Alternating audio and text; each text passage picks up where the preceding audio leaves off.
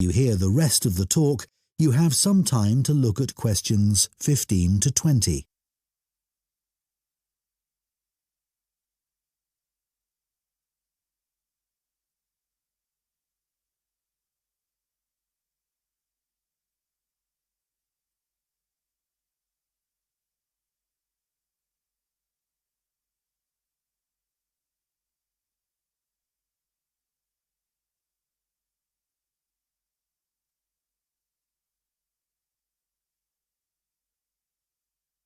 Now listen and answer questions 15 to 20.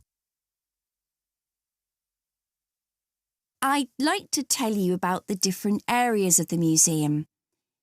Just inside and outside the main gallery, we have an area called Four Seasons.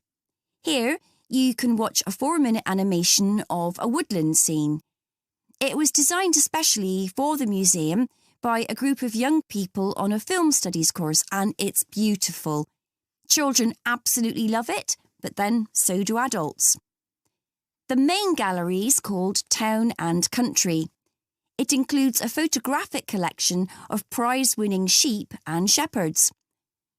Leaving Town and Country, you enter Farmhouse Kitchen, which is, well, self-explanatory. Here, we have the oldest collection of equipment for making butter and cheese in the country. And this morning, a specialist cheesemaker will be giving demonstrations of how it's produced. You may even get to try some. After that, you can go in 2 directions. To the right is a staircase that takes you up to a landing from where you can look down on the galleries. To the left is a room called A Year on the Farm. There is lots of seating here, as sometimes we use the room for school visits, so it's a good place to stop for a rest. If you're feeling competitive, you can take our memory test, in which you answer questions about things you've seen in the museum. The next area is called Wagon Walk. This contains farm carts from nearly every part of the country. It's surprising how much regional variation there was. Beside the carts are display boards with information about each one. The carts are old and fragile, so we ask you to keep your children close to you and ensure they don't climb on the carts.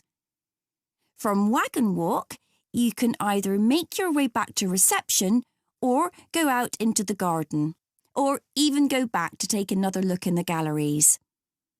In the far corner of the garden is Bees Are Magic, but we're redeveloping this area, so you can't visit that at the moment. You can still buy our honey in the shop, though. Finally, there's the pond, which contains all kinds of interesting wildlife. There are baby ducks that are only a few days old, as well as tiny frogs. The pond isn't deep, and there is a fence around it, so it's perfectly safe for children. That is the end of Part 2. You now have 30 seconds to check your answers to Part 2.